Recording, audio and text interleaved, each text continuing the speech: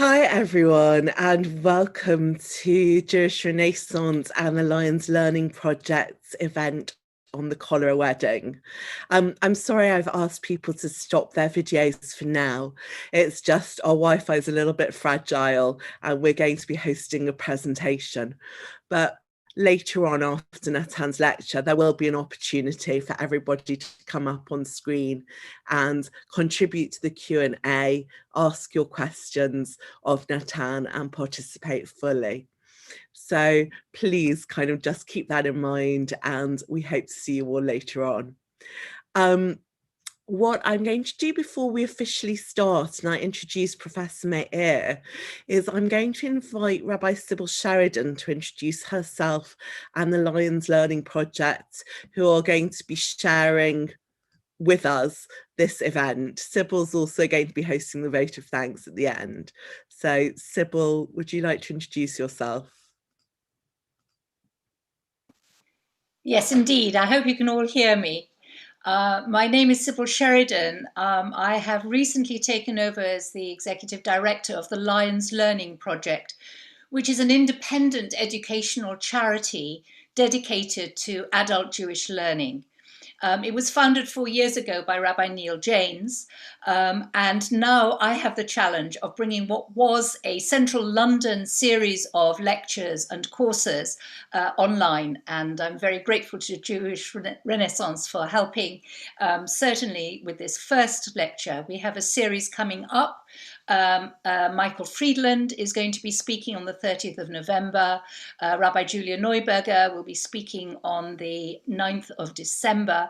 And we have a course along with University College starting in January on the Jewish attitudes to the immigration to this country from 1900 to 1945, which should be a fascinating series. But you can find all of this on the Lyons Learning Project website if you wish to look. And I look forward to meeting and speaking with many of you and over the coming months.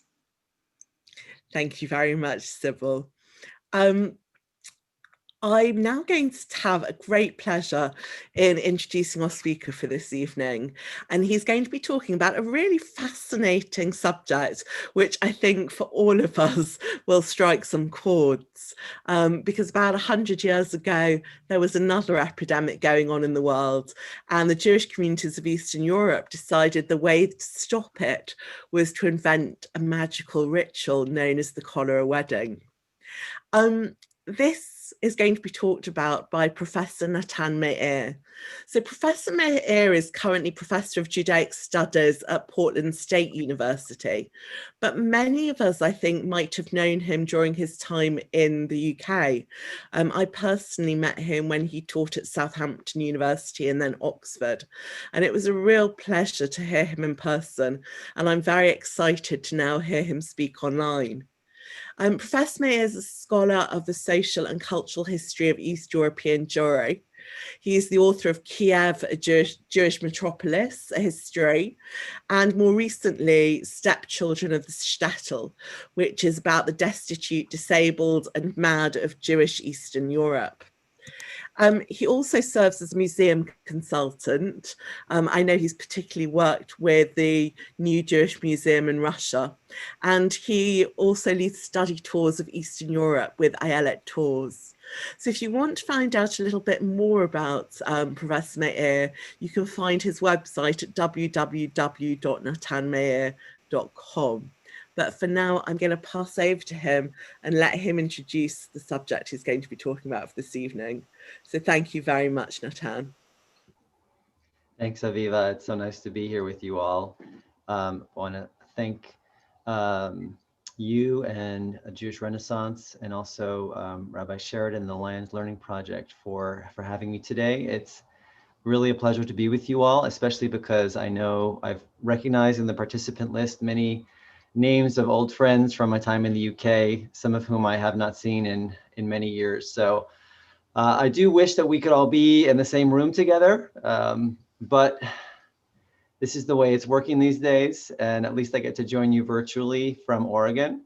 And I'm really, really excited to have this opportunity to to share some of my research with you all.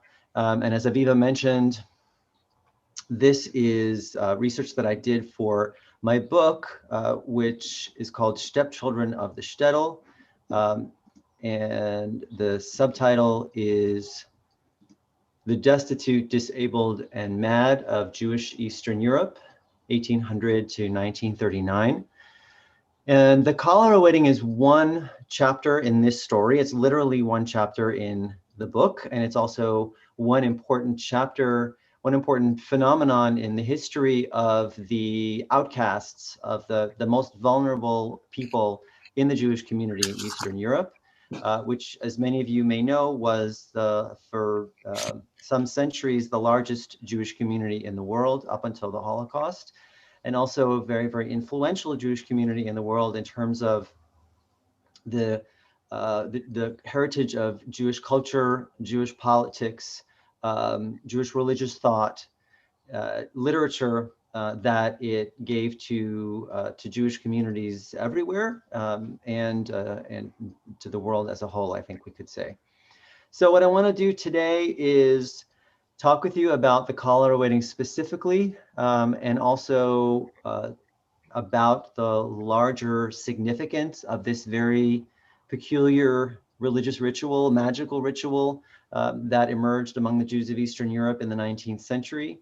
And I'll talk for, I suppose, probably about 45, 50 minutes, and then I'll welcome your questions afterwards. So I want to start by saying a little something about cholera, because if we're talking about the Cholera Wedding, we need to know something about this disease that that the ritual was created in response to. And the cholera pandemic first hit Europe in the early 19th century. So the Russian Empire experienced cholera for the first time in 1830 and 1831. And ultimately, there would be several pandemics, in fact, 6 in the 19th century and another one in the early 20th century that would sweep various parts of the globe. So it's not particularly nice to think about when we realize that we're in the midst of a pandemic, and the idea of having even one more of these in our lifetime is really too much to take, but gives us a little bit of perspective on the cholera pandemics and the extent to which cholera was a very feared disease in the 19th century. And as you probably know, cholera is a gastrointestinal bacterial infection, and it caused terrible diarrhea, dehydration, and moved usually very, very quickly, so that entire communities could be struck down within days and weeks. And cholera, in a certain sense, was a kind of modern disease, not because there's anything particularly modern about the disease itself, but because it was spread quite easily, especially by contaminated water and food. The new transportation networks that emerged in the 19th century, especially the shipping routes and later on train, they made the spread of the disease that much quicker and that much easier. Now, of course, up until the late 19th century, most people did not understand what caused cholera. Very often, the explanations were due to something in the air that was based on the ancient understanding of the humors, and that there must be certain kinds of swamps or certain other types of geographical features that would give rise to the cholera. Other people felt that it had to do with certain kinds of food and drink. We'll come back to that a little bit later on today when we talk specifically about the Jewish community's response to cholera. But there was also often a kind of moral overtone when people discussed why cholera seemed to be more prevalent in certain neighborhoods of cities than others. Now, of course, we know that cholera was more prevalent in working class neighborhoods and slums because they had very poor facilities in those neighborhoods, and they usually had very poor access to fresh drinking water. The sewage system was either very poor or non-existent, so it was much easier for cholera to spread.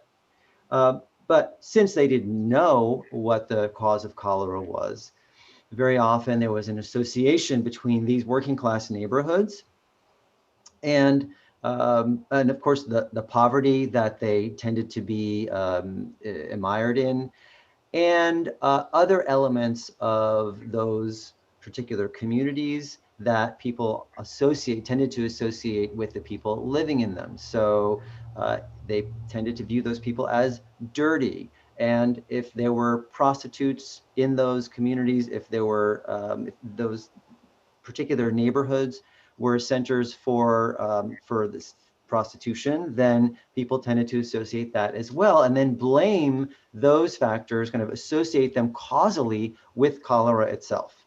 And so we see this happening in different ways in different countries.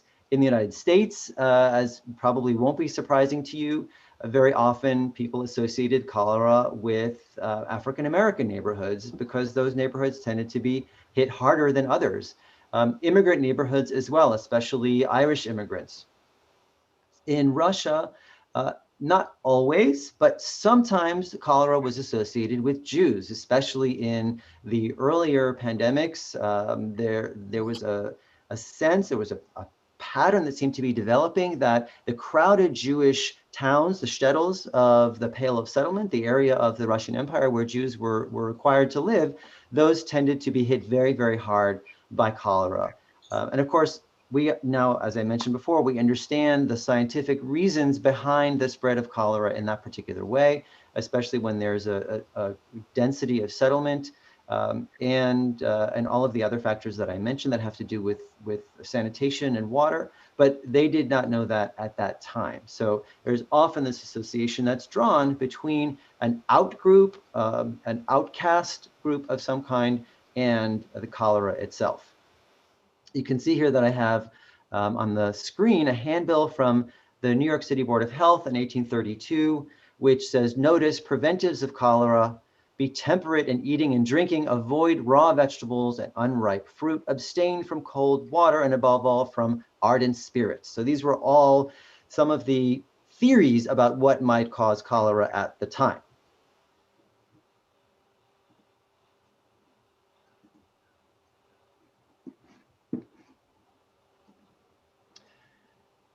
So I want to talk for a minute about some of the popular reactions, let's say among the masses, especially among the working classes, to the steps that government authorities, public health authorities at the time, we're talking about anywhere from the 1830s all the way through to the 1870s and 1880s, some of the steps that they took to try to deal with cholera. Of course, quarantine was one measure that was taken from very early on that tended to be quite unpopular. And there were other measures as well. In Russia, that included, for example, police actually going out to working class neighborhoods where they knew that there were areas where cholera was rampant, and actually taking people by force to a cholera hospital. And because in general, across Europe, we often find a lot of suspicion among the working classes towards the authorities. There was no reason why people should trust the authorities, the government in this case, any more than they had ever trusted them at any other time. So there was a tremendous amount of suspicion, a tremendous amount of mistrust of the experts, whether we're talking about the police authorities or public health experts.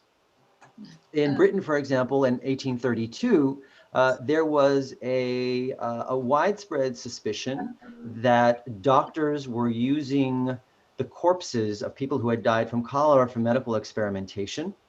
And so there was an idea that the so-called body snatchers were going to take people to the hospital, and there they would inevitably die, and then their bodies would be used for medical experimentation. So this sparked riots in 1832. There were also riots against the police in St. Petersburg during a time of cholera. We find also anti-governmental violence in France as well. So this is something to keep in mind. I'm going to come back to it a little bit later on, this idea that people are suspicious of the authorities during an epidemic. And of course, we can see that now with our very own eyes.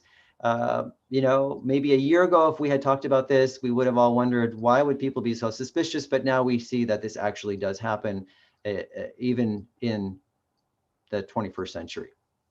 Of course, there are many, many popular remedies, all kinds of magical cures in all the societies of Europe, wherever we look, and of course in the United States as well. In Russia, which is of course what concerns us primarily today, there are various magical remedies that include drawing a magic circle.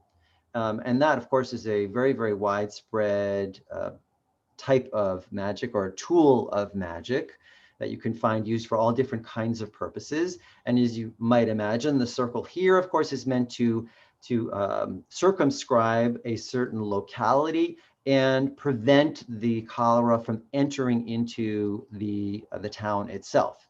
So even today, as you can see in this image, we have the magical circle being used in Russia. Of course, Patriarch Kirill, the head of the Russian Orthodox Church, would not have called it magic when he did it here in April, where he circled Moscow with a very famous icon in a motorcade. But the idea is the same. The idea is that you're going around your city or your town, and that was done in the 19th century as well in various ways. Sometimes they would plow a circle around the town. If it was the Jewish community who were trying to summon divine aid, then they would usually circle or process around the town with Torah scrolls. Some of the specific Jewish remedies, which for those of you who are familiar with Jewish traditions, probably will not be that surprising. The idea that people should try to give more charity than usual.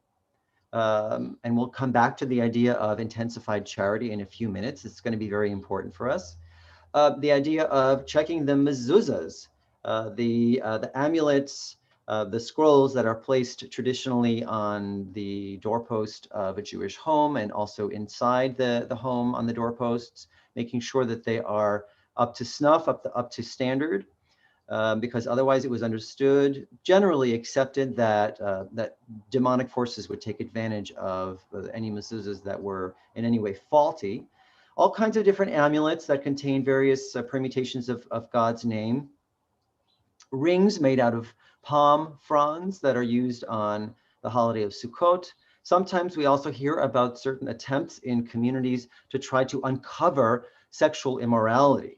And this connects back, of course, to the idea that I mentioned earlier about suspicions that cholera was linked to, for example, prostitution, right, or sexual immorality more generally. And we find that in the Jewish community as well. And then finally, the Cholera Wedding.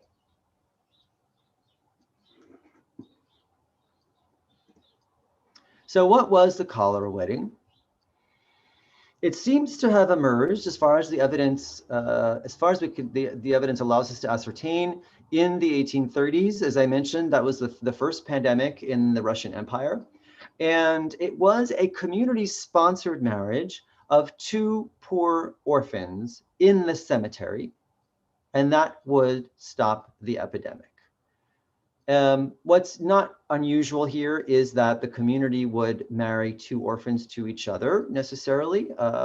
It was well known in the Jewish community. In fact, it was an ancient Jewish tradition that marrying off poor children or poor members of the community was a great charitable deed. Dowering the needy was an organization that was present in almost every Jewish community, right? There was a specific religious confraternity that was established to raise money to help create dowries for needy brides. So that was a very, very old custom in the Jewish community, but marrying in the cemetery had never happened before. This was not a custom that Jews had ever done. And I've done a tremendous amount of research to try to ascertain what the roots of this strange custom were, and whether there was anything like this previously, prior to the 1831 pandemic, and whether there were parallels in other cultures that lived alongside Jews. And I found neither, or very little of either. So it seems to really have emerged almost full blown in the 1830s, although, as you might imagine, it has certain cultural and religious roots from long history in the Jewish world that it draws upon. Now, in the 1830s, it seems to be just these two orphans, at least as far as the scant evidence that we have. And this is the evidence that we have, or at least a part of it.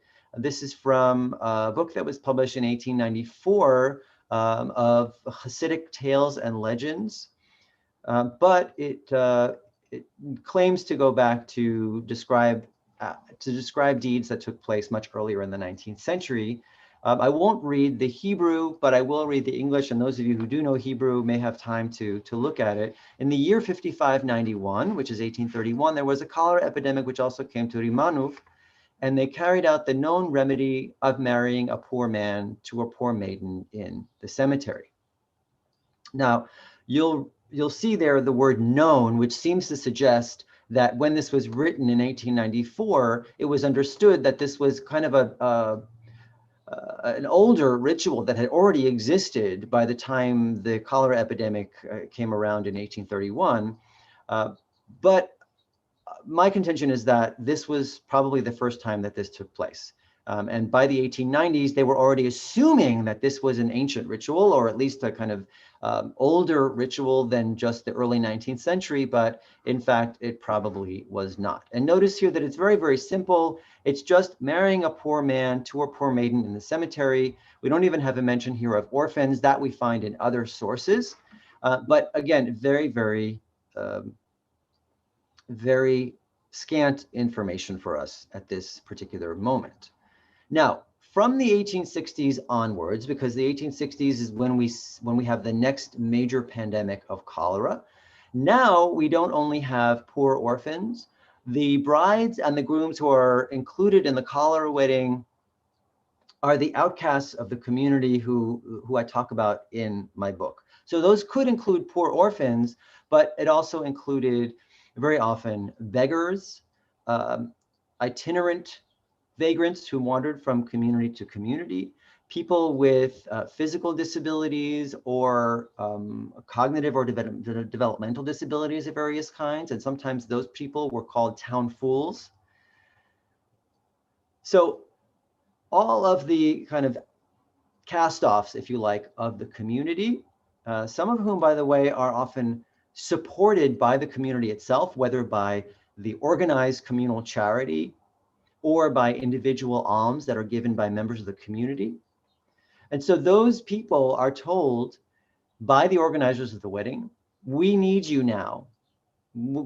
We've supported you up until this point, and now the community needs you. And essentially they were told, as far as we can tell, that they had no choice in the matter. They had to marry someone else in the community who was like them, right, in the same category as them. They of course may not have perceived that other person to be like them, but generally by the mainstream, by the normative community, they were perceived as being outcasts of some kind. And there's all kinds of different characteristics of these outcasts that I discussed in the book. One of them, for example, is that they were often seen, as we would understand from an anthropological perspective, as liminal characters who were half in the world of the living and half in the world of the dead. And this actually contributed in some ways, as we'll talk about in a few minutes, to the possibility of them being part of the cholera wedding. Now, we have evidence that the cholera wedding took place throughout the Pale of Settlement, so throughout the Russian Empire where Jews lived, in addition to in Galicia, which is across the border in the Austrian Empire. In fact, it may actually have started in Galicia, it's unclear. Then it spreads to the land of Israel, to Ottoman Palestine, where there are a few cholera weddings that take place in the late 19th century. and also North America. So we have evidence of cholera weddings in Philadelphia, in New York, and I believe in Winnipeg. And then into the 20th century, once cholera has already vanished, or not vanished, but at least is no longer a pandemic, we have other pandemics come into play. So typhus, influenza, of course, after World War I. And we see the cholera wedding reemerging during those as well. There's a period in the 20s and the 30s where we don't hear about it at all. So it seems to have disappeared. And then ultimately it reemerges in just a few places, a handful of places during the Holocaust, including possibly in Warsaw. There's mention that the rabbis of Warsaw wanted to organize a cholera wedding because, of course, they were horrific diseases that were running through the ghetto population, and the mortality rates were very, very high. We know that the rabbis of the Warsaw Ghetto requested to carry out a cholera wedding. We don't know whether it actually took place or not. So some of the explanations for the cholera wedding are as follows. One has to do with the idea of charity. And this goes back to the concept that I mentioned earlier, which is that it was considered a great charitable deed to dower the needy bride, to bring together two poor people who otherwise would not be able to marry. And there were some rabbinic explanations for the cholera wedding late in the 19th century, which basically presented this particular explanation, that because the community is worried about divine wrath during a period of Gzeda. Gzeda is the Yiddish term for a decree from on high, from the Hebrew word gzera.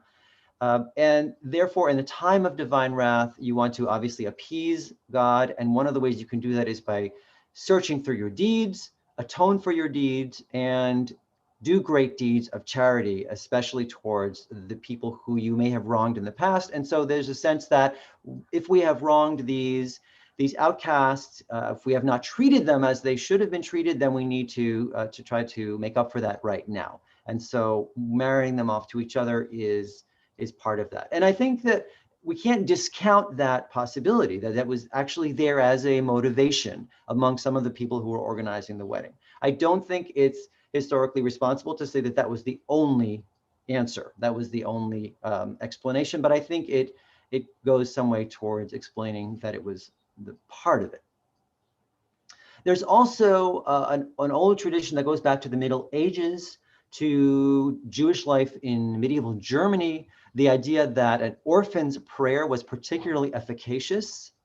And there was a sense that somehow the orphan, because he or she had experienced loss, had experienced death at an early age, that they were more familiar with the realm of death in some way. And remember that I mentioned earlier this idea of these marginal individuals, or these outcasts, being somewhere in between the world of the living and the world of the dead. And so then the idea of calling an orphan into play here becomes more understandable. We're going to take the orphan and marry the orphan in the cemetery, which is, of course, also a liminal space between the world of the living and the world of the dead, right? And therefore, that will enable us to kind of draw a line, draw a boundary between life and death, which the cholera epidemic threatens to blur, because with death rampant throughout the community, it seems that death has kind of taken hold, right? And has emerged from its usual place, which is symbolized by the cemetery, and is kind of reaching out into the community and grabbing people. And so if you bring the entire community to celebrate a wedding, which is of course a symbol of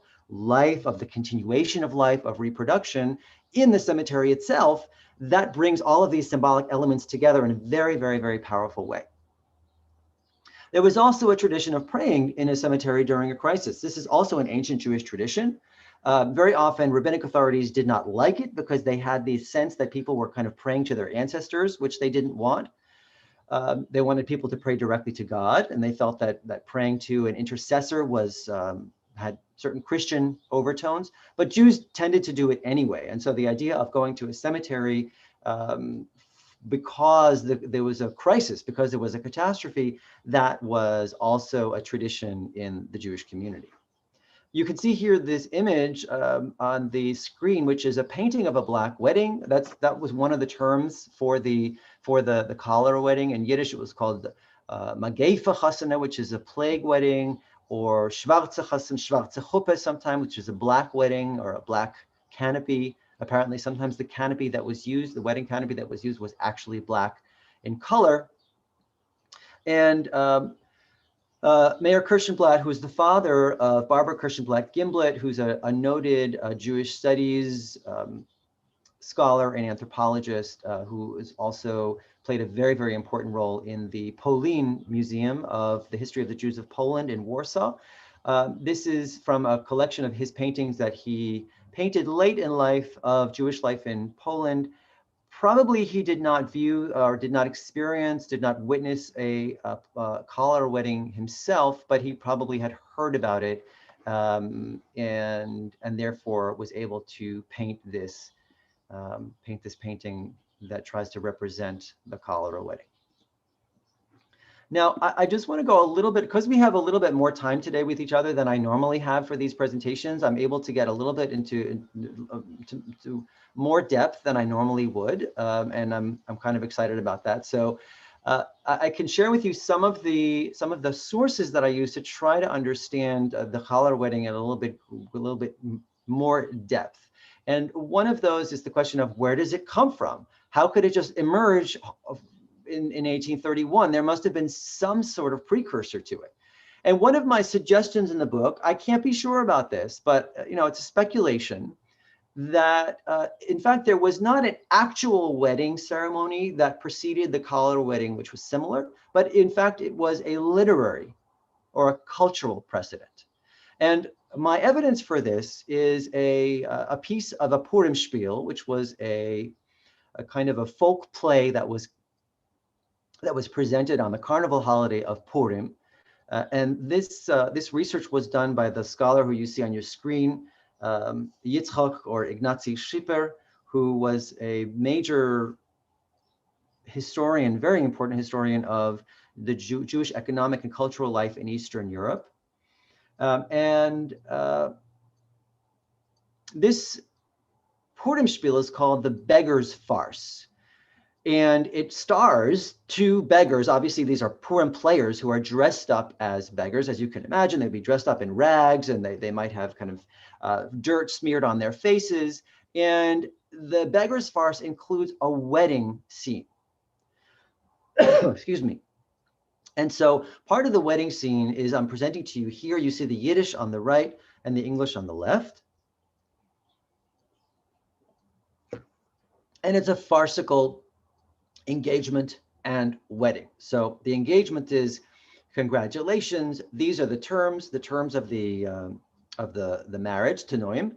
You are both totally ignorant Jews. This is the kind of standard approach, standard concept of who these outcasts, these beggar figures are. Groise Goyim.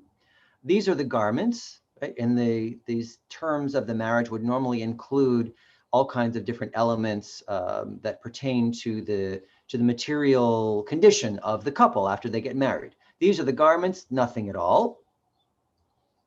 For a dowry, I give 450 score demons. So we have this association with the world of the dead, the world of the spirits. Lodging in the poorhouse, which is called in Yiddish Hekdesh. You can see it if you read Hebrew or Yiddish. You can see Hekdesh in the sixth line. And that I have a whole other section in the book about the poorhouse and the place of the poorhouse in the Shtetl of Jewish Eastern Europe. Maintenance, begging door to door. So they're going to be beggars, of course. They were beggars. They will be beggars after the wedding.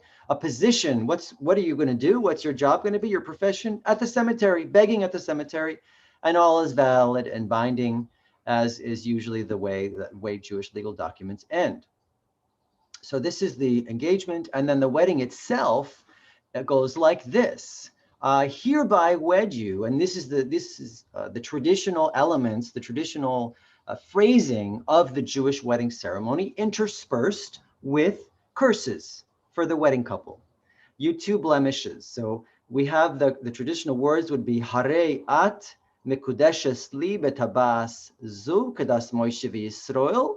And so interspersed with those words, we have on you, my child, the plague, and on the lout too. So already in association with disease, with epidemic. May the lout burn like straw. May you both be bitten by the cat. An association with animals, right? Not fully human.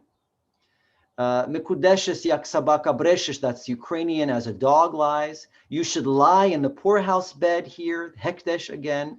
You should both swell up like a barrel, again, a suggestion of disease, of illness.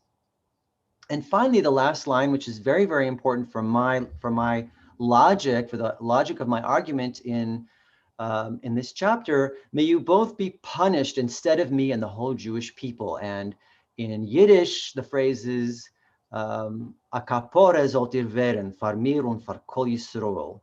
Akapore zot irveren. Kapore comes from the Hebrew word kapara, which means an atonement, and it has tremendous religious overtones in Jewish religious culture, Jewish religious textual history, going back to the temple in Jerusalem, the idea of the scapegoat, the goat that was sacrificed or that was led out to the wilderness, on whose head was placed, symbolically placed, the sins of the entire people. And the ritual that some of you may be familiar with, which some ultra-Orthodox communities still carry out, which is the ritual just before Yom Kippur, the Day of Atonement of Kapores, which is the same word, of course, when a chicken is kind of twirled over one's head and one's sins are symbolically placed onto that animal. So in other words, a kind of a scapegoat still, right? And so what we have here is that the couple, the bridal couple in this beggar's wedding, are being told, you should be punished instead of me, who's the person carrying out the wedding, and the whole Jewish people. This is very, very significant. So we'll come back to that in a minute. Another possibility that I want to suggest to you in terms of explaining the cholera wedding, before we come back to the idea of a scapegoat, is that it was understood in the 19th century, this was a common assumption, that if one were to be afraid or be anxious about the coming of the cholera epidemic, which of course everyone would be, that would heighten one's susceptibility to the epidemic. So in order to protect people, one had to try to make them happy. Does that make sense? So because cholera itself is a horrific disease for all kinds of different reasons, not only because it kills very quickly, but it kills in horrific ways. And sometimes people who looked like they were dead were actually still alive, and people who seemed to be alive were still dead. Very, very frightening. And we know that there were all kinds of different permutations of this across Europe, where people tried to be happy in the face of cholera. So we have carnivals in Paris. You can see in the illustration here. We have music halls in Britain where people danced and sang about the cholera. And one possibility that I want to suggest is that Jews did this too. That they were also Jews were also in some way or another trying to bring joy, bring levity to people who were terribly afraid. And one of the pieces of evidence we have for this is from a rabbinic work of explaining Jewish customs, which was printed in 1890. And everyone attends the wedding in the cemetery in a celebration of mass joy and music and much happiness to arouse happiness in the masses, so that they not be sad, which is a great danger in this matter, so that they not be afraid and become accustomed to the cemetery and not fear death. So we see here also in this rabbinic work that there's a sense that somehow or other joy can be used to overcome cholera. And elsewhere, by the way, in a later edition of this book, this same rabbi says, it's well known that Jews are not allowed, for religious reasons, to go to theaters and circuses. And therefore, if we want to be happy, if we want to be entertained in the time of cholera, this is the way we do it. So essentially, he's kind of saying, this is our entertainment, which gives us a sense that the cholera wedding is not only about a charitable deed. Yes, there's also something else going on here. And perhaps part of it, and again, I'm suggesting here, but the idea that there are people who are being married to each other who are often the butt of the town's humor. These are people who are laughed at, who are ridiculed usually for the way that they look, for the way that they smell, for the way that they talk. And now they're being married to each other in what is somewhat reminiscent of a freak show, which is entertainment for the town.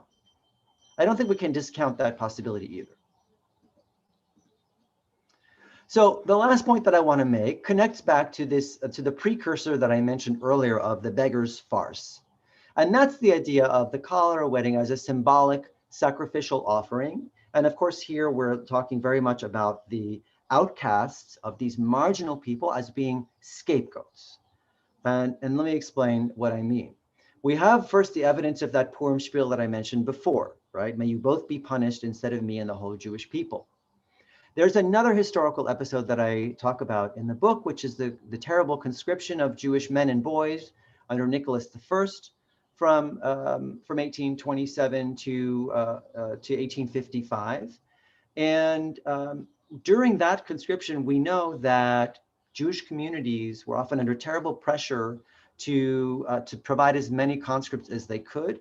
And they often chose from the ranks of these marginal people, of these outcasts, of these poor orphans, and so on and so forth. And we have a folk song which refers to that child who's drafted into the army as a kapore, that same word that I mentioned before, as a scapegoat. And I won't read the whole folk song here, but there's a Yiddish folk song that was collected as part of this project to bring together Yiddish folk songs in 1901. And it describes in terrible sadness the situation in the Jewish community during the conscription. Tears flow in the streets. One could wash oneself in children's blood. They drag little chicks from cheder. They drag the little children from the religious school. They dress them in military uniforms, and so on and so forth. Right? Our elders and our rabbis, because the Jewish leadership was complicit in the draft. We can talk about during the questions if you want to know more about that.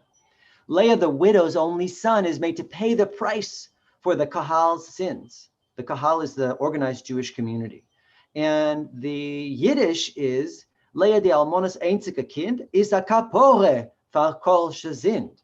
So Leah, the widow's only son, is a kapora. He is a scapegoat for the treachery, for the sins of the Kahal. He is the one who is made to bear the brunt of this terrible situation, which the Jewish community is experiencing right now. This terrible choice that they have to make, that there really is no choice that they're given by the Tsarist government.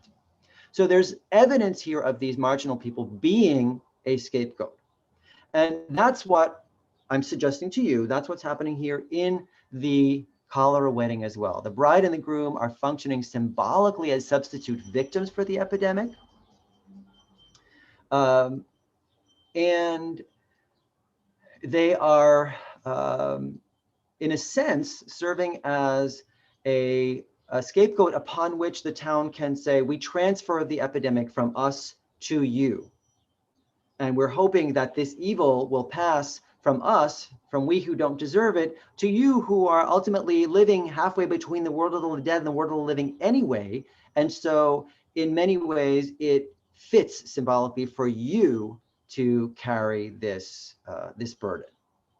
Now, my larger argument in the book is what I've given you here on the last, this last paragraph, which is that Jewish marginal people, these outcasts, come to serve in the 19th and early 20th century as a symbol or an icon or a kind of surrogate for Eastern European Jewry as a whole in many complicated ways. And I was trying to figure out how to kind of express this very, very succinctly on the PowerPoint slide this morning as I was working on this. And I thought, well, I did this already. I did it in my book. So that's why I have a quote for you from the book. I was like, why should I rewrite it? I wrote it already. A kind of doppelganger onto which the mainstream of Jewish society could project its own fears and anxieties about Jews and their place in the modern world. So there's a whole discussion there that we don't have time to have, but ultimately there's a question here of the marginal people serving as, again, as a kind of scapegoat, as suffering under this burden of, in some ways, some negative ways, and often some positive ways, of serving as the symbol for all of East European Jewry. People look at them and they, in a way, see themselves through a mirror, but very darkly. And therefore wonder if the anti-Semitism that they see around them is because of those outcasts. There's a question of self-loathing, of Jewish self-hatred, which is maybe projected onto those other people as well. Right? As you can sense, there's a much longer story here that I'm not going into, but I'm trying to give you a taste of what's going on. By the way, this image here on the screen, very interesting. An artist by the name of David Becker, who immigrated from Eastern Europe to the United States in the 20th century.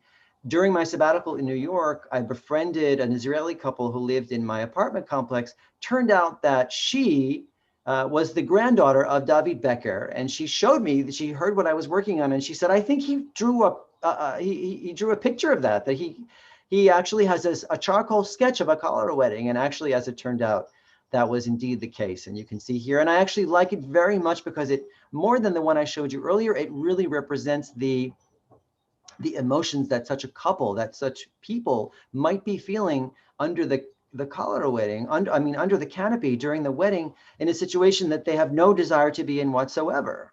And that's not happy for them at all. And in a way that they've really been forced into. Now, finally, we have the cholera wedding, or the marginal figure at the heart of the cholera wedding in the early 20th century. And another piece of the argument that I make in the book is about, I should probably leave something back, right? Because if I tell you everything that's in the book, you're not going to want to buy it and read it, which I want you to do. But anyway, this is an important part of the book, which is the transformation of the marginal figure, especially under the influence of new political and cultural ideas in the early 20th century, where the marginal person, the outcast, is no longer seen as a negative element or a negative extension of the Jewish community, but as something that may in fact be seen positively. And we have the portrayal of marginal figures in literature and also in film and in folklore and in history as a sympathetic protagonist, as opposed to always being seen as negative, which was usually the case in the 19th century. And so the idea here is that just as Zionism, for example, or Bundism, Jewish socialism, really, it's in their interest to present the Jewish people as a suffering people that needs to be redeemed, needs to be transformed, either by a revolution or by, right, a working class revolution, or by a return to the land in the case of Zionism.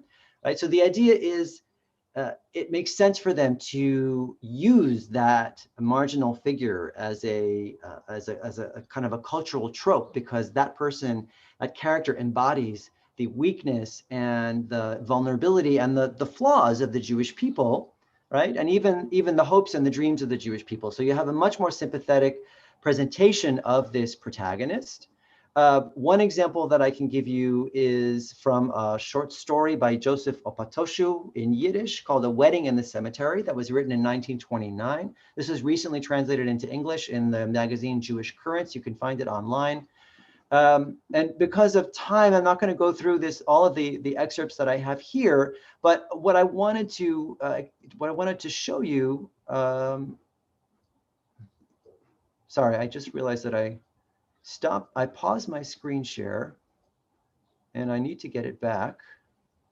So I'm going to try to figure out how to do that. There we go. So the groom, Shloime, was so tall and thin that it almost appeared as though he would snap in two when he walked. His wide face was bony with red tufts of beard and riddled with pockmarks. The bride, Broche, was thin, wiry, with such red lips and cheeks that it seemed as if they were painted. Her right hand was shorter than the left one and was withered, ending in a small fist like that of a 3-year-old child. Just the very fact that these people are portrayed in these more or less sympathetic terms, or at least objective terms, as opposed to being mocked, is an advance. Okay, and then we see later in the story The bride was led with dancing steps under the canopy. She looked about and grew terrified. We get a sense here of this is a real person. She's really afraid. She looked as if she was about to flee. Right? Then she tore the groom's hand away from his face and stared at him the way a child stares at a new doll. But that Shloima, that good for nothing Shloima is my groom? No, no, no. And then she screams, which again is this beautifully empathetic portrayal of this outcast of the community who's being used by the community. And it's really painful to read. And that's the end of the story, by the way, right there. That's the very end of the story. So that's one example. Another example would be this film called The Light Ahead, Fischke der Krummer, from 1939. This is the last year of the heyday of Yiddish film. And the film is based on a novel by the great Yiddish writer Mendele Mocher Sfarim. And it's about the Jewish underclass. And we have Fischke on the left, who's Fischke the cripple, Fischke the lame, and Hodel on the right, who's blind. But you can see, of course, that they're being portrayed by two absolutely stunning Hollywood actors. I mean Yiddish Hollywood. But these actors were well known at the time. They played in many Yiddish films. And they, of course, are the heroes of the film. And in fact, the villains are the leaders of the town, the Kahal leaders of the Jewish community and the rabbinic leadership and so on and so forth. They're the ones who we have to hate in the movie. And Fischke and Hodel are the ones who we want to empathize with. They're the ones who are really the heroes. And I will play for you a short excerpt because it's so good of the movie. Let me just line it up here for you. And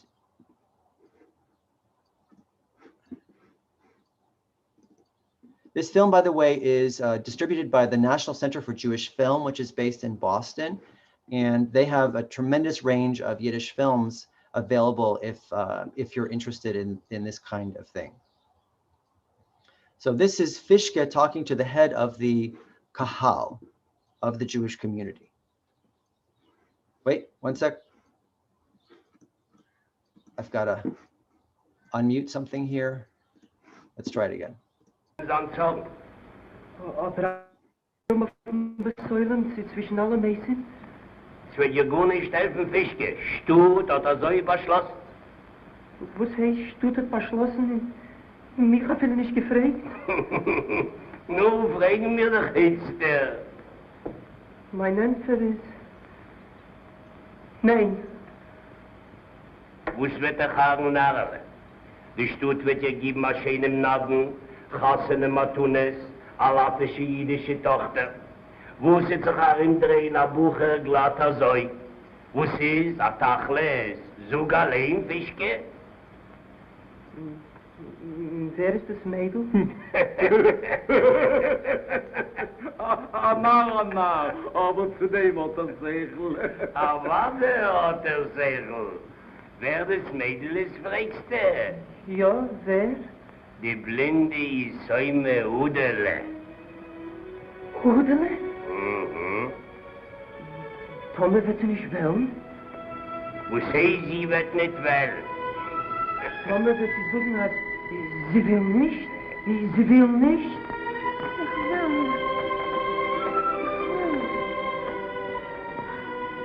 Ich will nicht. Hudele, es ist doch eine sehr große Mitzwe. In der Ziffer der ganzen Stut. Wie so kannst du sich auf viele Hupen suchen. Lasst mich ab. Lasst mich ab. Was hat ihr so umgesetzt durch meine Jungen? Ja, ich bin schon eine lernende Säume. Darf mir schon verzappen, mein Blätt? Ich habe gemeint verkehrt, sie wird bei dir zusammengelegt, wo die Stut will dir zudecken den Kopf. Aber warum bin ich ärger von alle anderen jüdischen Töchter? Warum kommt mir und in eine Sache harte? Was habe ich Säume? Ich hasse machen euch in Besäulen. Ich hab Meuren. Du darfst nicht gemeuren. Ich will dir sprechen und Gott wird dir helfen, zusammen mit Masel, mit Beruche. Und du kriegst doch schöne Katzen und Matunen. Was zeigen mir die Matunen, was mit dem Stern der Kippe war so schrecklich auf?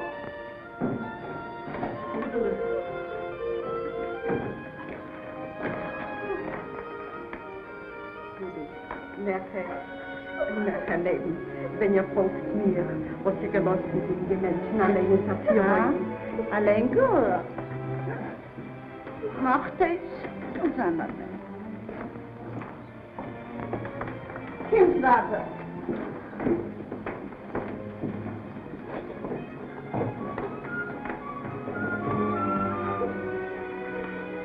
Aber nein, denkst du vor? Wie soll ich das nicht weinen? Was der Stutt will noch machen von der Cholera kann. Und ich von Cholera Russen. Ein anderer Bruder haben wir? Als wir seine Wiestor in der Leid. Alle wollen teilen mit den guten Finger. Und als wir wollen haben Kinder. Und mit sie reden die Cholera Kinder.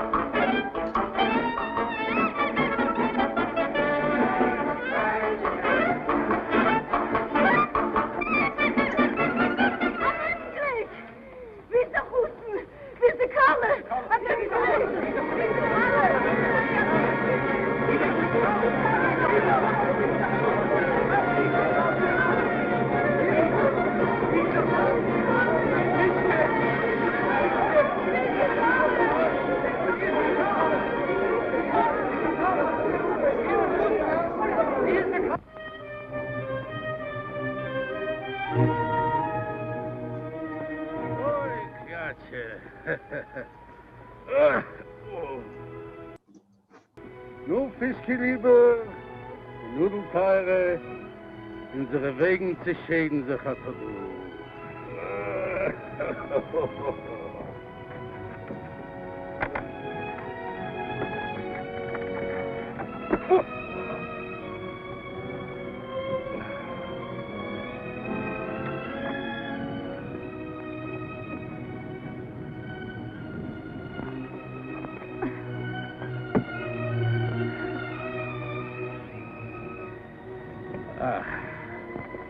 Hat Kinder hat mit dem Weg von dem Kirche. In solchen der dosiger Weg auch führen, nicht zu der schändlichen Neut, den bitteren Ruhm geht, noch ein Tag ja bis ein Normalleben, viel mit Freude, mit Schiebes. Hat danke, Reb Mendele. A Jona fremder Stutt wird schon keiner nicht halten, was sind mit den Fingern und sagen, und geht doch Cholera Russen, und geht doch Cholera Kalle. Nein, Nudelteil. Fischke, dein Nudel ist gewinn gerecht, wenn sie gewollt weg von Asasch tut. Was lebt noch also wie im Mittelalter, was meinen, als mit Aberglauben, wenn sie Putter wären von der Cholera. Ja, danke. Ein größten Dank, Herr Mendele. Ihr seid gewesen wie ein eigener Tate sind. Ein größten Dank. Reb Mendele. Ich sehe ja, ihr geht hart. Ja, Kind. Die sehst, die bist nicht blind, weil du bist glücklich.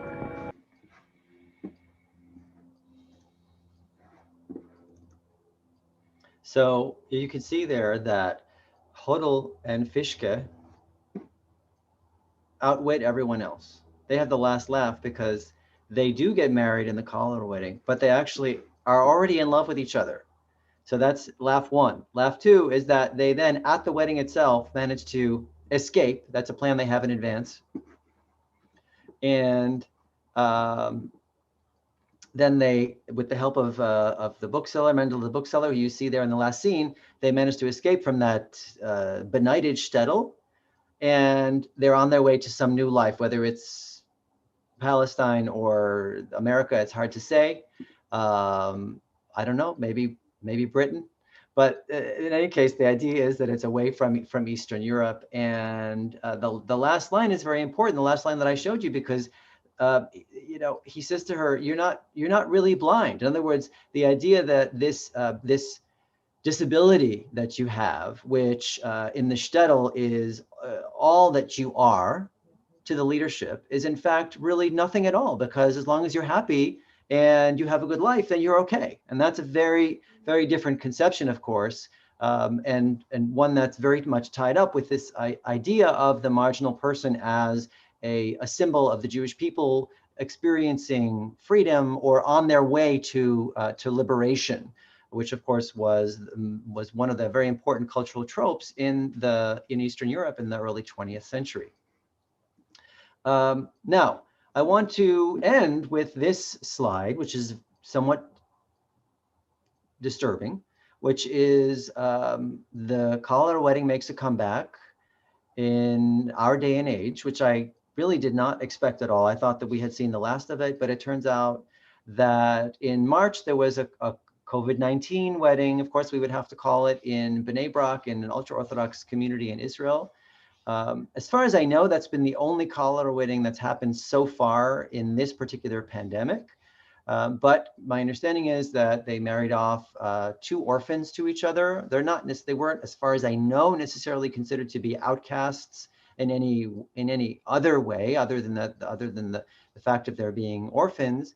And then the ultra-Orthodox newspapers that covered the event gave a certain kind of historical explanation for it, which was not entirely accurate. So it's be a very interesting project to try to understand what the perception of this kind of a plague wedding is among ultra-Orthodox Jews in contemporary Israel. I have not attempted that, and I'm not sure I will. Maybe for someone else to do. But I'll leave you with that question, which is, what is it about this ritual which is so incredibly powerful that it lasts for, at this point, we're almost at 2 centuries of the Cholera Wedding. So I look forward to your questions. Thank you very much for your attention, and great to be with you. Lovely. Thank you so much, Natan. What a fascinating thing. And I have to say, I'm really struck. It's interesting you picked on Bnei Brak, but we have in this Zoom the bride of the first legal Jewish wedding post the COVID lockdown in the summer. So in the UK, there was a lockdown from March through July where weddings weren't allowed. So we have on the Zoom the person who had the first legal Jewish marriage post-COVID. And I'm saying legal because I said, when this happened on, I think it was the 5th of July, I said to a friend of mine who was a rabbi, I said, "Oh, I'm attending the first Jewish wedding post the COVID lockdown." And he replied to me, he said, "No, you're attending the first legal wedding." I and see. Throughout Stamford Hill, Golders Green, Broughton Park in Manchester, Gateshead, there were Haredi weddings happening. I'd be really curious to know, really curious to know if any of them were cholera weddings or COVID-19 weddings, or they were just standard but illegal Haredi weddings going on. Yeah. Anyway, that's my thought, but we want to open it up to everyone else for questions now. So here's what I'm going to do. Thank you to everyone for turning off your screens. I really appreciate it because my Wi-Fi can only cope with doing so much at one time. But now is your chance. If anyone would like to, please feel free to turn your videos back on. I'm going to ask you to stay on mute so that we don't get feedback, but it would be lovely to see people. So I'm monitoring the chat on our Zoom. I'm also going to be monitoring whether anyone puts their hands up. So you can raise your hands technically. There's a little blue hand you can raise, or you can physically wave at me, or you can put a note into the chat conversation and I will try and pick you up so that we have a chance for people to ask questions. But just to say, we're also streaming to YouTube. So as many people as we have on the Zoom, we also have a parallel audience on YouTube. My colleague Danny is monitoring the YouTube chat. So unfortunately, we can't see people on YouTube, but if anyone on YouTube would like to ask a question, put it in the YouTube chat. Danny will feed that through to me and we'll be able to open to your questions as well. So let's have a bit of an interactive session going on. I'm going to start, because I know she had a question, I'm going to start with Rabbi Sybil and then we'll throw it open to everyone else. So, Sybil. Yes, first, thank you, Natan. That was absolutely fascinating, I have to say. I had seen that picture of the COVID wedding, and I know that there had been a number, that this also took place during the Spanish flu epidemic after the First World War. You mentioned that it, spread from Poland to the States and to Israel. Do you know if there were any cases of such weddings taking place in the UK? I don't. I have not heard of any, although I wouldn't be surprised to hear of some, because it's only in the last few months that I heard about the one in Philadelphia and the one in Winnipeg. I hadn't even known about those. I had assumed it hadn't even come to North America at all. So it is, I think it may only be waiting for someone to find that particular piece of evidence. If we have the evidence, of course, because it may be that in some cases people were, I mean, we know that there was some shame in the American Jewish press about this taking place, but they couldn't hide it because it had been such a huge gathering in these cities. So they had to, in a way, they brought it to light, and then they said, how could this be happening? Which is pretty much what happened in Russia as well, when in the newspapers of the Maskilim, of the Jewish Enlightenment, they wrote about it and they said how backward we Jews are. How can this still be happening? So, it may be there. It may be there still to be found. Thank you. Brilliant, thank you. So, we've got a couple of questions that have come in through the chat. So I'm going to ask, first of all, from Adela Kovic. She's asking, is the black chuppah symbolic of a cholera wedding? Like, was the black chuppah a particular symbol? And did it say something about the wedding as well? Or was it just kind of accidental and a couple of people chose to paint it like that? This is a really good question. It seems to me it's still a little bit of a mystery, because I've heard of the black chuppah, the black canopy being used on a number of occasions, but I haven't really seen any evidence about it. Meaning that no one has said in any of the documents that I've read, and we use a black chuppah for this particular reason. So I can only assume that it was used because it was taking place in a cemetery. There was a sense that this was a different kind of wedding, and therefore it had to be represented in some sort of material way, which would have been the chuppah itself. But I'm not 100% sure. And like I said, the evidence, documentary evidence on this is not that great. There is a colleague of mine who I know has been in Israel, who's been doing research on the cholera wedding as well. And in fact, I talked with him at a conference a few years ago, and I said, we should exchange notes. And he said, nice to see you. So essentially, I think he's kind of doing his own thing, and maybe he'll have something about that too. I don't really know. So the answer is I don't really know for sure about the chuppah itself. Okay, so Adela had another question as well. So I'm going to unmute her and ask her to ask it personally. So Adela, would you like to ask your other question? Hello, thank you so much for your answer. I find it really interesting because my family are Polish, and for them, their version of a swear word was cholera jasna, which I find quite interesting in this whole context. I'm just trying to find, it was about, were these weddings legally binding? Did they have to sign a ketubah as well? Because it seems a bit odd that you would just take two people and marry them together. Like what would the outcome? Did they work or? Yes, that's a great question. There's like a couple of different dimensions there. And what did you say first of all about cholera jasna? What was that? Yeah, so it's kind of the equivalent of saying bloody hell. And so every time my grandparents would swear in Polish, it was cholera jasna, which to me, right, it's, and chalaria in Yiddish became also a kind of an epithet for someone. Has various different translations, but it's definitely not a nice thing to call someone who's a cholera as kind of a hysteric of some kind, or yeah. So that's for sure. There's all these negative dimensions to it. So for almost all of the instances that we have of the cholera wedding, we know that they were legal weddings, that there was a ketubah. It was taken very seriously by everyone. And in fact, when we do have evidence that the couple, about the couple afterwards, we know that they often lived the same kind of life that they lived beforehand. They were beggars. Sometimes they continued to be supported by the community in some way. They might even have lived in the poorhouse. So generally, yes, it was a real wedding.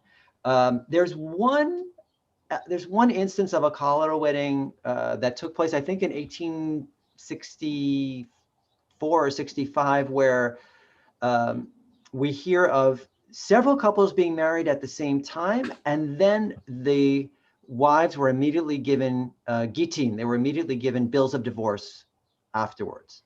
So in that one instance, and this may just have been a miscommunication of someone who reported about the wedding, it's hard to say. But if we take that at face value, then in that case, it was not seen as a real wedding. It was just a ritual. But I think generally the idea was that you can't just if you did a false ritual for God, then it would be seen as false, and it would never be as efficacious as it would be if you really carried this through. And since a wedding is obviously one of the most powerful life cycle, rituals that there is in any community, and of course in the Jewish community as well, then it would carry all of that power and all of that weight behind it.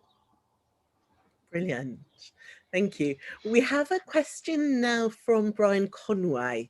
So I'm going to ask Brian if he'd like to ask it in person. Brian, will you unmute yourself?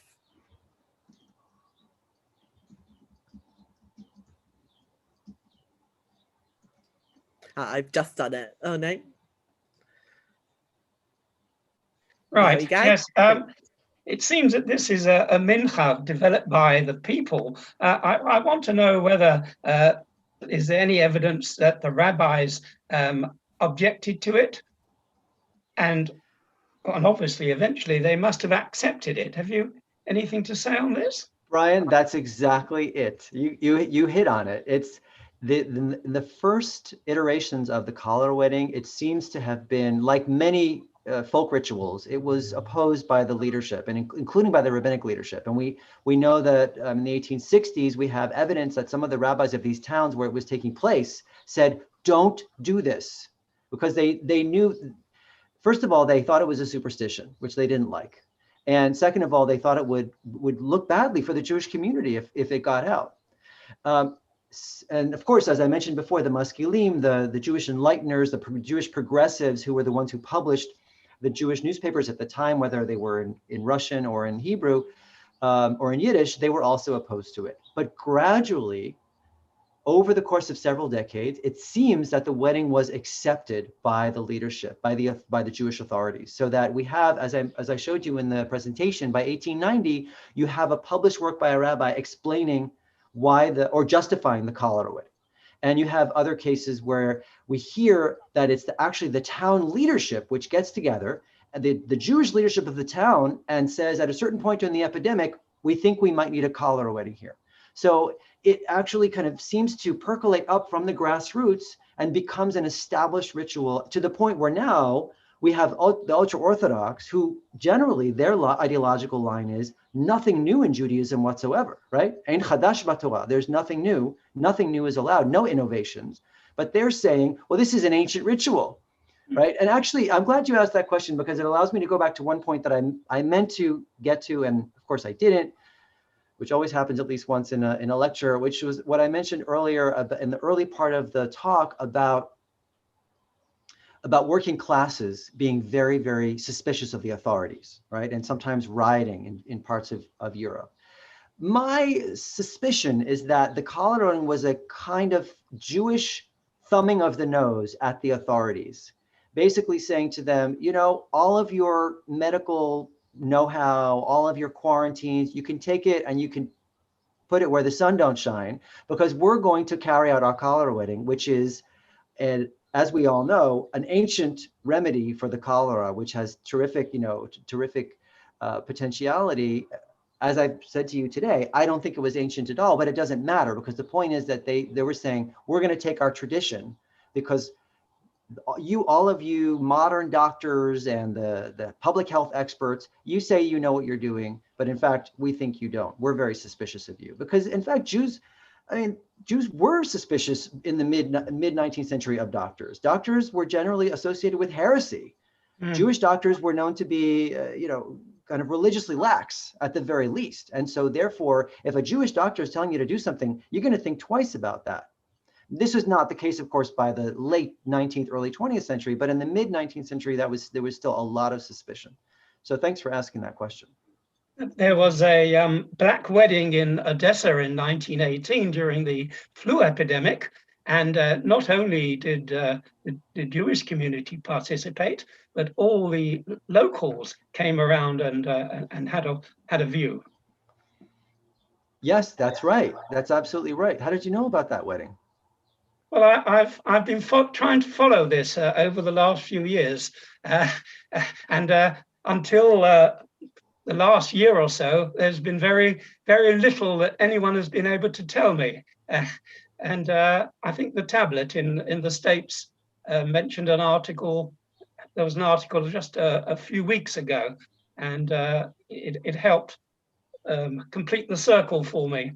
But I still don't know the origins. Still go back very, very far, and I doubt if we'll ever be able to find a specific time when it was introduced.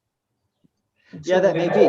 That may be. I mean, I chose 1831 for my book because I felt that I had to choose at least one particular place, and I felt that I had some evidence for it. But it may be that because I also discuss in my book, there's a legend that there was an earlier one in the late 1700s. So that's a whole long tale.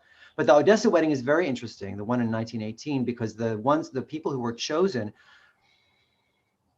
they were victims of the horrific pogroms that had taken place in the previous years during World War I and right after World War I. And so we have a whole new iteration of the Jewish outcast, or the vulnerable Jewish person here, the marginal person, who is the person who has, in the case of the brides, they had experienced sexual violence during the pogroms, and the men had been horribly tortured. So that's a whole new dimension to Jewish suffering, which is obviously part of the larger trajectory of Jewish history during this time. So yeah, it was something else I was going to say about the Odessa wedding, but it doesn't matter. I can't remember it right now. Thank you. Right. So I'm very aware that you mentioned earlier the Purim spiel, and we've had a really interesting question come in from Shari Ashworth about the links between the Cholera Wedding and Purim. So Shari, would you like to unmute yourself and share your question? Yeah, I will do. I'll read what I wrote in chat because that'll keep it concise. I was listening to you and wondering if there was any sort of relationship between the wedding of an orphan saving a community and Purim's Book of Esther, where an orphan saves a community through a marriage, with the proposed Jewish genocide standing in the position of an epidemic? Or is this just my parallelomania that I do tend to suffer from? But it does seem to be a sacrificial female in the middle of that, because for all of Esther's retrospective heroism, she thinks she's going to die. So it just feels similar, really. I love that connection. I really do. I had never thought of that before, and it's so fascinating. I don't know if we could do it historically, because I'm not sure that because the beggars farce that I mentioned before, which was a Purim spiel, it really, in and of itself, the text has no reference to the Purim story. But the fact that it happens on Purim is so suggestive, because as you say, there is that line that runs through the Purim story about Esther herself kind of offering herself up, right? In a time of great catastrophe. and then the people are saved. So, you know, it's like mind blowing. I hadn't thought of that, but thank you, Sherry, for bringing that up. I keep thinking to myself, I really need to write a whole book about the Cholera Wedding. I don't really have the time right now, but I need to do it. And it's those kinds of ideas that I'm hearing from people when I give talks like these, which make me think there's a lot more to say about this. So yeah, I think that's very, very, very insightful. Cool, thank you. Okay, thank you. So we've had some questions come in on YouTube, and I'm going to pull a couple from Kevin Darville. So I'll ask both, and then you can decide, Natan, which order you want to take them in. But he's asked two things. He said, first of all, did the children of cholera marriages suffer any stigma? Such as the case of the Mamza, was there any passing through the generations on the cholera weddings? That's his first question. His second is the cholera wedding a uniquely Orthodox practice, or do we have any examples of it in any other denominations, such as the very, very early Reform movement? Interesting questions. I think as to the children, to the extent that we ever hear about the children, which we sometimes don't, because you know, there was also, I know some questions in the chat about, did it work? Which is a question that I usually get. And of course, the answer is, yes, of course it worked, because the cholera epidemic ended, right? I mean, at some point it ended, maybe not right the day after, but at some point, and one has to assume that they only used to do the cholera epidemic when things got really, really bad, which meant that at a certain point, cholera is raging throughout the community. And we know that epidemiologically, at some point, it's going to peter out. And so it does that, and presumably that happens pretty soon in parallel, I mean, more or less in parallel with the cholera wedding itself, and so people could take some comfort from that. But to get back to the children, I think when we have evidence about the children, they are just as marginalized as their parents are, which is exactly what you saw in the film clip, when Hodel says, our children will be known as the cholera children. And in fact, we know the cholera bride and the cholera groom were known afterwards in the community as the Cholera Chassan or the Cholera Kala, or they were known as the Kahal Kala, which is the Kaholishet Kala, which is the bride who belongs to the Jewish community. In other words, they didn't have their own identity. They were the ones who had done the cholera wedding, or they were the ones who had kind of served as the scapegoat for the Jewish community and therefore stopped the epidemic. Now, you might think that they would have been seen as heroes afterwards. And in fact, there's some Hasidic tales, which I didn't even discuss in my book because I didn't have enough time to go into them. And that goes back to this question of writing another book about it and putting in these tales. But there's some Hasidic tales where the cholera bride and groom seem to be lifted up as heroes, as religious heroes in a certain sense. And that's very, very interesting. And I like to follow that at some point if I can. But generally, we know that they would continue to be seen as outcasts, and their children did as well. So that's a sad story right there. The question about the denominations is an interesting one. I think it's pretty safe to say that this kind of ritual would only take place in a community that was more or less traditional. So I don't want to use Orthodox because, you know, Jewish historians, we have this thing that we this resentment, kind of a resentment we harbor about the word, not a resentment, but we like to use it very specifically. And Orthodox refers specifically to the movement, the Jewish movement, the denomination that came about in Germany in the mid 19th century. And Jews in Eastern Europe did not really identify as Orthodox usually, or as any of the other denominations. They usually just identified as pious or as observant, you know, as to the extent that they were. Obviously, in the late 19th century, we have more and more Jews who are choosing other paths, but generally this was a very traditional community, and that's where this took place, because this was you had to have that foundation of Jewish belief interspersed, traditional belief, which usually had a lot of magic and superstition mixed in, because the liberal denominations that came about starting in the 1830s, 1840s, one of the things that they tried to get rid of immediately was anything that seemed to reek of superstition. So that included any Kabbalistic beliefs, Kol Nidre, for example, right? Because Kol Nidre, the prayer, the eve of Yom Kippur, was seen to be a superstitious prayer that had no real religious meaning to it. So they tried to get rid of all of those, and certainly they would have looked down on a wedding like this. On the other hand, we also know that in some of the communities where this took place in the 20th century, and certainly, for example, if we look at one of the weddings that we have evidence about during the Holocaust, took place in a town that had been in the Soviet Union in the 20s and the 30s. That's very interesting. That means that that town had undergone tremendous secularization during that period, when generally Jews' children did not go to religious school. Jews generally, I mean, this is an oversimplification, but it was very difficult to keep Jewish observances during that time. So the fact that in that kind of Soviet-influenced town, the Jews in 1942 or 1943 say, we need to have a cholera wedding, is very interesting, because in and of itself, it seems to suggest that there is a staying power to the wedding that continues beyond the existence of a live Jewish observance or a live Jewish tradition. And it's kind of one of those, because we know also among Soviet Jews, traditional folkloristic beliefs about Judaism persisted into the 60s and 70s and 80s, even when those Jews were not really carrying out any of the other Jewish commandments, any of the Jewish observances at all. So that kind of magic can, I think, last much, much longer than we might otherwise think. So kind of to follow that up, one of the people who raised this question in the chat about whether or not it would work, or it did work in inverted commas, was Angela Gluck. And she kind of wanted to go on further and explain kind of what was the next level behind her question. So I'm going to bring Angela up to kind of take that a little bit further with you. Angela, if you would unmute yourself. Thank you, Aviva, and thank you, Natan, again, for lovely to see you again, but also thank you for that wonderful presentation. And just let me say something about your book. I think it might have been Rabbi Hillel who said, if not now, when? I mean, if you're not going to write a book this year, you know, I mean, there's a market, I would have thought.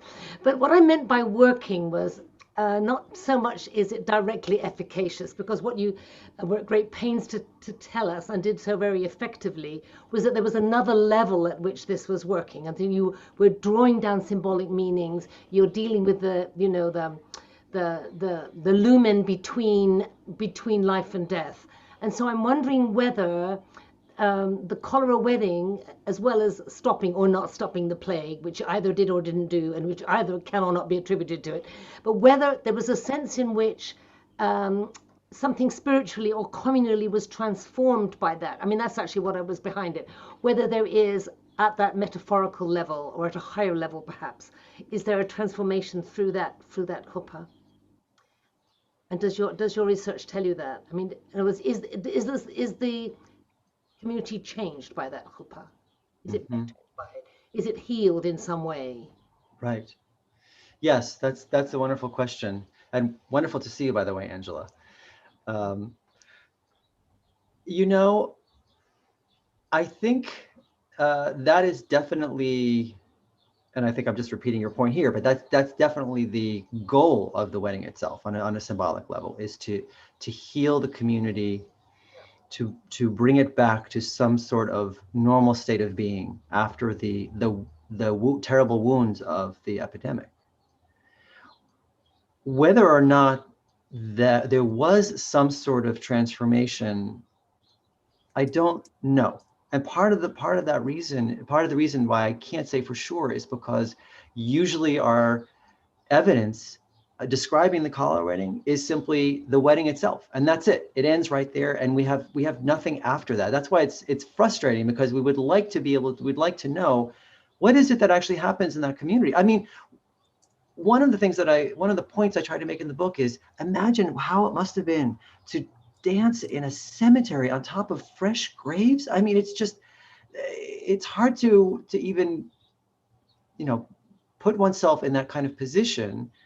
And one senses that if it's the whole town gathered there, and this goes back to Brian's point too, where apparently in many places it was the Christian, part of the Christian community that joined the Jews as well. They're all there together. One would want to think that there's some kind of healing that takes place. And in fact, when COVID started, I felt like I have something to say about this. I have something to say about this. I just have to figure out what it is. And I finally figured it out. And I wrote that very short piece in the LA Review of Books in, I think it was April or May. And one of the points I was trying to make is that if we can transform the Cholera Wedding, because ultimately it was an arena where the community came together around the most vulnerable. Isn't that what we should be doing right now? We should be sheltering the most vulnerable instead of just saying, as we did in our country and a little bit in your country, maybe more than a little bit in your country too, just open up the economy, you know? If there's collateral damage, then so be it, but that's the way it has to happen, right? But unfortunately, I think the historical Cholera Wedding was not like that because they didn't really mean to shelter the most vulnerable. They were using them for their own means. So to the extent that there's any kind of communal transformation, yes, as a historian, I would love to know that. Probably as a Jew, I would like to know it too, because I think that we could use that. We could really use that as a Jewish community, and also obviously as national communities.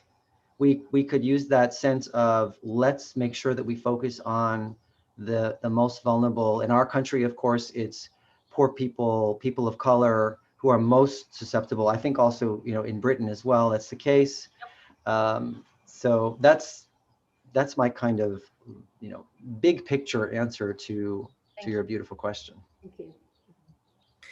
Okay, so there was a point about this in the chat from Myrna Lazarus, who said she's finding it really, really hard to reconcile the traditionally Jewish attitude of compassion towards the orphan or the outcast with what's happening within the Cholera Wedding. They seem to be at odds kind of emotionally, psychologically, and actually ethically. I mean, I don't know if you'd like to talk a little bit more about that and what's going on here. This is actually one of the larger questions in my research, in this research project, which I undertook. And the answers were not all the answers that I wanted to find. And they were not the answers I think that most, certainly within the Jewish community, most people who have some element of nostalgia or even of, idealization, which is fine, right? I mean, we would love to think in beautiful ways about our community, about its past. And there are beautiful things to look at. And yes, sometimes these outcasts were treated compassionately. I don't want anyone to get the wrong idea here. There were many, many instances of charity. There were many, as you know, there were many charitable institutions in the Jewish community in Eastern Europe, as had been the case for Jewish communities throughout the Middle Ages. Jewish communities were known for their charity. Mm-hmm. But there was also this side of things. There was also the side of and understandably, right, a minority, often a persecuted and hated minority, has to worry about its image. You have to worry about these vagrants who are wandering from town to town, who beg at the gates of this town and that town, and who were said sometimes to be spreading epidemic in the early modern period. That was often the perception of them. Jews had to worry about that for obvious reasons. And I think we would like for them to have always treated their own needy and their own most vulnerable with tremendous compassion as much as possible. But, Jews are human. Mm-hmm. And this is the way they treated their vulnerable was not very much different from the way other communities treated theirs. In fact, if we look comparatively at how such people were treated in the Russian community, the Russian Empire as a whole, in Russian society, we'll find that generally Jewish outcasts had it better. I mean, it's like, not a great comparison to make, but it nonetheless, it's true that they usually if you were a Jewish beggar, for example, you could count on meals on the Sabbath at the homes of wealthy people who wanted to fulfill a religious obligation. Sometimes you could count on lodging in their homes too, not always. Usually you had to lodge in the poorhouse, but there were ways in which you had it pretty good if you were a Jewish poor person, in a way that you might not have it as good if you were a Christian poor person. So that's important to point out, I think. And yet we still have this very, very sad history. Okay, thank you.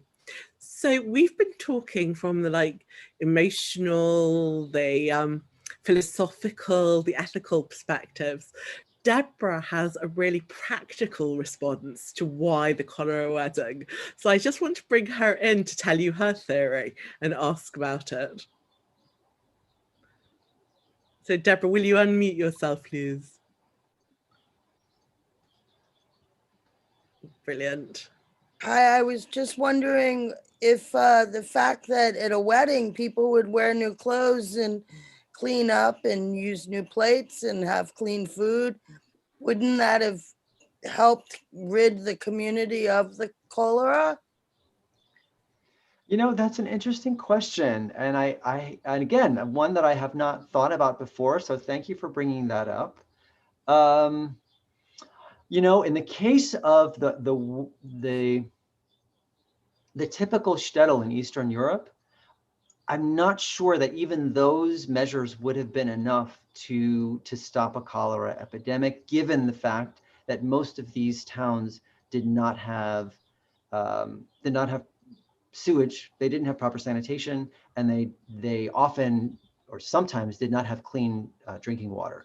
That would have been the most important element here. Whether or not people had new plates would probably not have made much of a difference, given that, you know, if the water you're drinking is dirty, it's going to be dirty if you're drinking it out of a clean cup or a dirty cup. But it is an interesting way to think about that. And what this brings to light as well is that there's so many different dimensions to the Cholera Wedding as a ritual, both symbolically, but also in a practical sense of what did it mean for everyone to gather in the cemetery and for these people to get married. And one thing I didn't mention before is, by the way, this often took place both in Hasidic communities and in non-Hasidic communities. So people have wondered about whether there's some sort of distinction here. Apparently there doesn't seem to be one at all.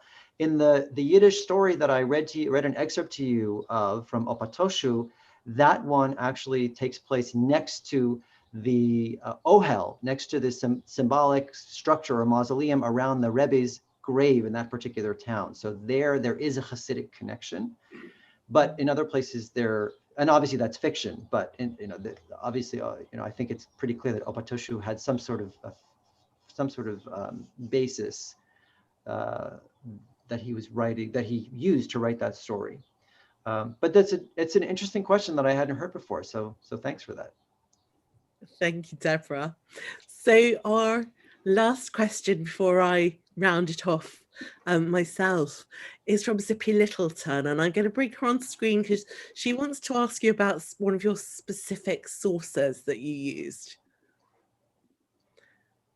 I also want to say, first of all, thank you very much for am I unmuted? You are, we can hear you, Zippy. Yeah, I wanted to say thank you very much for a horrifyingly fascinating lecture.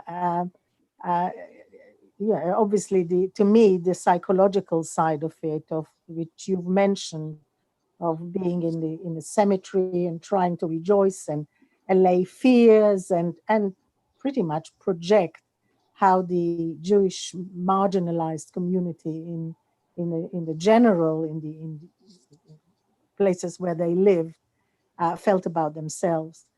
But it's very disturbing. And to hear that that there were more of these weddings recently, is I wonder, we probably do not want this to come out and become too public. Yes, not at this time. But I wanted to ask you, just curiosity. The first excerpt you brought about the Hebrew one, about describing the wedding. It finished you cut it off just at the point when I was interested in what it said next. It said, as the bride was led to the wedding, it didn't say it in the English, but it was in the Hebrew. Hakala nechleta is did the kala become sick? Yes, that's exactly right. Yeah, I didn't get into it there because it wasn't directly relevant to the point I wanted to make there. But yes, what happens in that particular Hasidic retelling of that cholera wedding is that the bride, that was the one that I mentioned at the outset, where it's very, very terse. It just says that it's two poor people who are married to each other. The bride becomes sick with cholera, and then ultimately she still, I mean, it's very, very short, so it's only just a few lines. But what seems to happen is that the couple are then brought to the wedding canopy. Anyway, she becomes healthy again. They're brought to the wedding canopy, and that brings an end to the epidemic. So it is intriguing there that she herself becomes sick, and then there's a reference within the narrator makes, or one of the Rebbes, the Hasidic Rebbes who's mentioned in the text, brings a Talmudic saying which says something like, I forget what it is, but it's something like Ein ma'avirin et akala lifnei hamet, or something that to the effect of the wedding must always take precedence over anything else, including a funeral. And so there's some sort of symbolic connection that's being made there with a wedding and a cemetery and a funeral. And I tried to figure that out. And as I mentioned before, ultimately I didn't include most of the Hasidic stories into the book. So that's still to be, I think, fully understood maybe in the book, which I think you're suggesting that I shouldn't write because it would bring shame upon the Jewish community. No, history is history, but yeah, but could you limit it to the Jewish community? Yes, I understand. It recalls the book as well. Yes. And I talk about the Dibbuk in the book too, because that also is connected with it. So there's a lot of different connections. And as you're suggesting, yes, there is more to this text, and it's interesting. Thank you very much. Thank you. Brilliant. Okay, so I'm going to ask, I was going to finish off myself, but actually there's someone who I really think should be brought up on screen, because she's put a really, really interesting question in the chat about the relationship between Hebrew and Greek. So let me see if I can pull up. Now, I wonder if this could be any possible relationship. Leah Meir on the screen. Leah, would you unmute yourself? Oh, Leah? She's trying to unmute now. Okay, now I can unmute. Are you hearing me? Yeah, yes. We can. Although we can see your hand, that's better. I am proudly related to Natan. Natan is my son. I thought it might be. So I was just curious. I just really hadn't thought about this in this way before, but the relationship, if there is any, between the English word cholera, which is, I had looked up, supposed to come from the Greek, and the Hebrew word cholera, which is a bad illness, but has been used to specifically to talk about cholera, and they're so similar. So I'm just wondering. Yes, and by the way, this is not a plant. In fact, this is the first of my presentations that my mother's ever attended, if you can believe that, which you should not. You should not believe it. Yeah, it's actually a coincidence. It's actually a total coincidence. Although it's true that in in fact, in all of the Hebrew texts that refer to cholera, they all call it cholera. That's how they spell it, because it makes sense for them to spell it that way. And actually, I shouldn't say it that way. Some of them do, especially the rabbinic texts. Not all of them do. I think some of the more modern texts often spell it in a different way because they kind of want to disassociate it from that traditional understanding. But there are definitely plenty of texts in which it is called cholera, and that's as my mother said, it's the evil, pestilence or the evil illness. And it was just one of those, coincidental happenstances where you have the two terms colliding with each other. But there wasn't actually any kind of linguistic connection. I'm sure somebody has tried to make a linguistic connection going back to you know, to classical Hebrew and ancient Greek, but I don't think so. I think it's just a coincidence. Well, thank you. And at least it gave the joy of giving the last word to your mother, which I think who always has the last word, right? Absolutely. So there's lots of people both on the YouTube channel. We've got Sean Beanstalk. On the Zoom chat, we've got quite a few people actually, Judith Ish Horowitz, Lenka, all saying thank you. It's been such an interesting, fascinating lecture. And everyone agrees with that, I think. But I'm going to bring Sybil up on screen to give the official vote of thanks. And then I'm going to finish it off. So Sybil, over to you. I have to say, Natan, that was absolutely fascinating. Just to add one little thing, as a rabbi, I was one of the people who found in the first weeks of the sort of pandemic, spending my life virtually at the cemetery. And one element was that actually it was beginning to look really like the sort of First World War trenches, the number of newly dug graves there. And I wondered that sort of adds another element to this idea of having a wedding in the funeral, is that there would have been constantly new graves sort of surrounding where they were going, which adds a sort of kind of really sort of chilling factor to, you know, additionally, I think, to the whole thing. I started off your lecture thinking, I really must read your book. But I have to say, by the end of it, I think I really must read your next book. Yeah. Because there's absolutely no way that you can't write about this. There is just so much there still to explore, and so much that you brought up after the fascinating questions that we had. I really do hope you will look to writing that. I think we must all agree that it's been the most interesting evening, and thank you so much. Thank you both for having me, and it's really wonderful to be with this particular crowd. Gives me a very, very warm feeling to be back with folks in the UK again. And I also want to say that I wish you all the best in your upcoming second lockdown. I don't know how you're feeling about it, but I kind of wish that our schools were open and we were facing a second lockdown too, instead of being open with our schools closed. But I guess we'll see what the future brings. We'll hope for the best. Yeah. I mean, when we originally talked about doing this session, it was obviously before any of us knew exactly what the situation was going to be right now. And it feels very apt. But I'm hoping that we're maybe going to have recourse to community and communication and learning, maybe rather than superstition, as ways to get through. But the thing I keep being struck by is hearing Sybil talk about the cemetery, is the cemetery is called Beit Chaim, you know, house of life. It's not a house of death for us. And I really hope that that's what this evening has been. I know some people were saying to me beforehand, oh, is this going to be very gloomy and depressing?